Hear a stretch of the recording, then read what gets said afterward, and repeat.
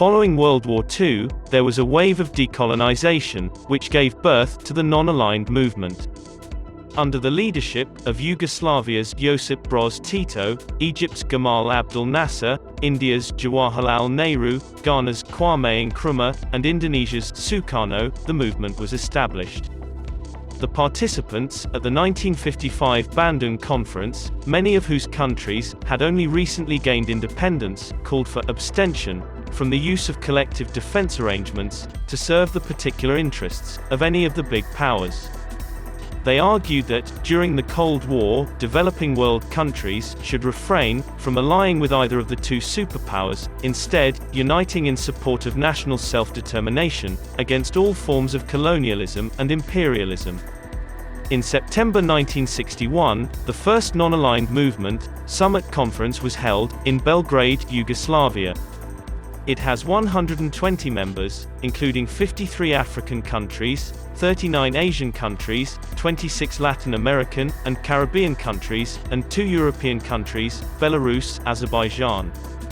Observers at the non-aligned movement include 17 countries and 10 international organizations. India's role in the non-aligned movement. In March 1983, India was asked to host the 7th summit meeting of the non-aligned nations.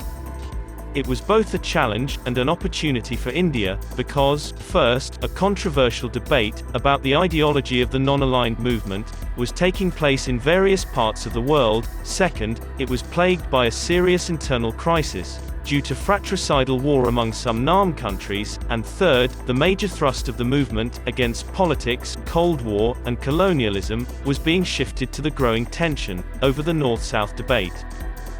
During the 1970s, the North-South dialogue was a process in which developing and newly independent countries from the Third World, primarily from Asia, Africa, and Latin America, met with industrialized countries from North America and Western Europe to negotiate changes to the international economic system.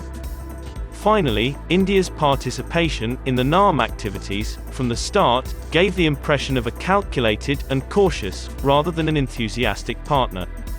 Despite the fact that Jawaharlal Nehru was one of the 3 brains behind the NAM, India has not expressed an interest in hosting a summit meeting in at least 20 years, since it was founded in 1961.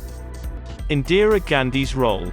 Indira Gandhi sent several letters to 38 heads of government from developed countries, requesting that they attend the UN General Assembly's 38th session. Indira Gandhi's written appeal received a positive response, and several world leaders attended the UN General Assembly's 38th session. The President of France, as well as top leaders from Canada, Hungary, Poland, Surinam, Austria, Bulgaria, Cyprus, and the European Union, were among the galaxies of statesmen who attended the session. She emphasized 3 distinct issues: 1. The threat of nuclear war and global economic crisis. 2. The pressing nature of political issues such as Palestine and Namibia, and 3. The need to halt and reverse the arms race in order to free up resources critical to economic development. Indira Gandhi tried to bargain for more favorable terms for least developed countries at the 6th session of the United Nations Conference on Trade and Development in Belgrade. Indira Gandhi, on the one hand, wanted to avoid confrontation with the US, on the other, she tried to bargain for more favorable terms to least developed countries.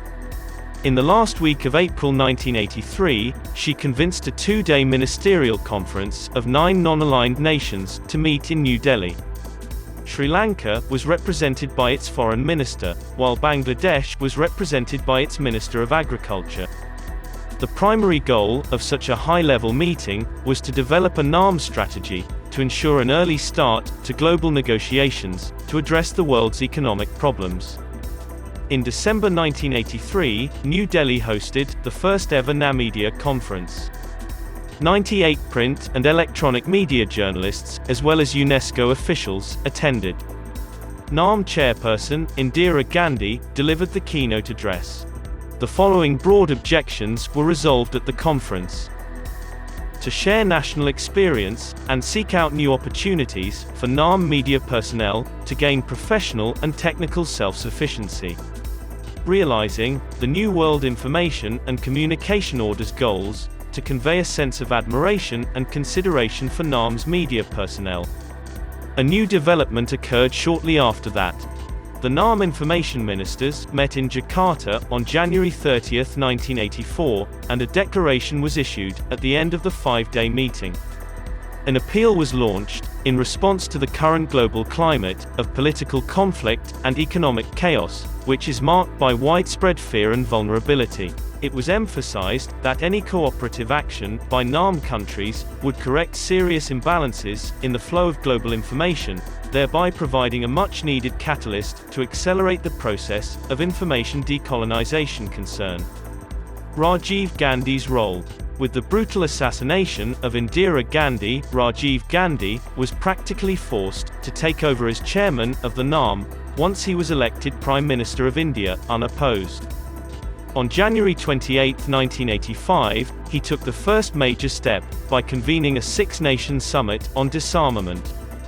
The presidents of three non-aligned countries, Tanzania, Mexico, and Argentina, along with the prime ministers of Greece and Sweden, issued the Delhi Declaration, which calls for a comprehensive test ban treaty and the abolition of any space arms race. The young Indian Prime Minister took the next major step, by convening an extraordinary NAM ministerial meeting on Namibia in New Delhi on April 19–21, 1985. He was a harsh critic of South Africa's settler colonialism in Namibia since the First World War. Since then, South Africa has illegally treated Namibia as its fifth province, engaging in brazen deception and illegality. The final decision, to which India and other South Asian countries made significant contributions by categorically condemned the United States and South Africa's efforts to link the issue of Namibia independence to unrelated issues. 30 years after the end of the Cold War, the non-aligned movement is still here, and the movement also celebrated its 60th anniversary in Belgrade on the 11th of October 2021. But today, it is championed by the rogue states that most undermine peace. Yes, the non-aligned movement is not very meaningful today. It was rarely what it claimed to be, even during the Cold War, as a number of members took sides in the proxy conflict. Over the decades, the terms and conditions of India's engagement with major powers have also shifted. From non-alignment to proactive neutrality. S. J. Shankar, India's External Affairs Minister, said, non-alignment was for a specific era and that India is no longer a bystander, because it has a role to play in key issues, such as connectivity, maritime security, terrorism, and climate change. He continued, today's world is extremely difficult. This is due to three factors. For starters, there has been a massive rebalancing over the last 4 decades.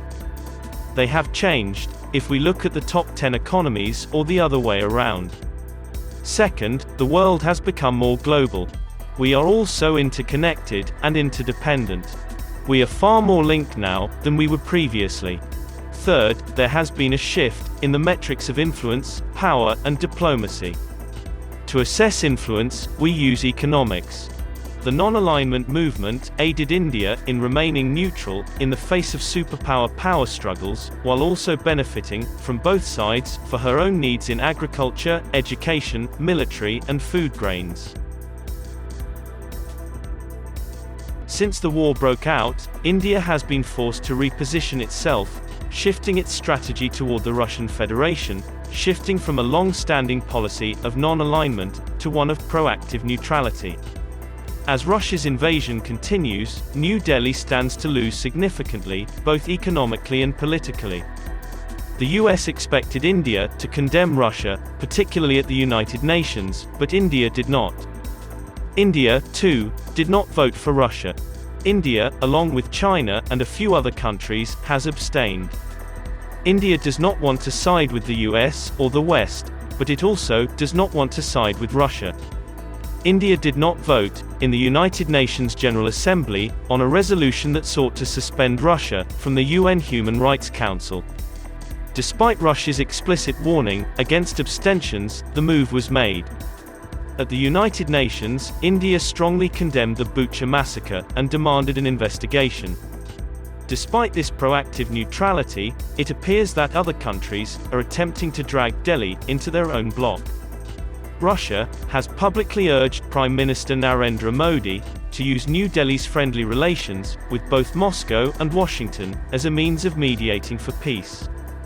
Because India is still one of the few countries in the world that can communicate with both sides of the conflict. But there's also a risk factor, because such an intervention by New Delhi could pave the way for calls for mediation on the Kashmir issue, referring to India's long-standing opposition to third-party mediation on the issue. Despite the fact that India is Russia's largest buyer of arms, the country has tried to diversify its military supplies in recent years, signing agreements with France, Israel, and the United States, reducing its reliance on Moscow by 30%. Moscow, on the other hand, will not stop supplying defense technology to India to punish it, because these are weapons that do not harm Russia but rather increase revenue. However, there may be delivery delays. Russia is a critical ally for both security and geopolitical reasons. India is surrounded by two belligerent and unpredictable neighbors, so it cannot afford to be even slightly lackadaisical in terms of military preparedness. Dalip Singh, the US's Deputy National Security Advisor, was recently dispatched to India to moralize from the mountaintop. Singh was frequently on an unwarranted rant, and appears to be a fortune teller, as he stated unequivocally that Russia would not support India in the event of a conflict between China and India. That may or may not be correct, because when India and China were locked in a high-altitude border standoff, Russia emerged as a key mediator in the dispute, at the very least, easing tensions between the two countries.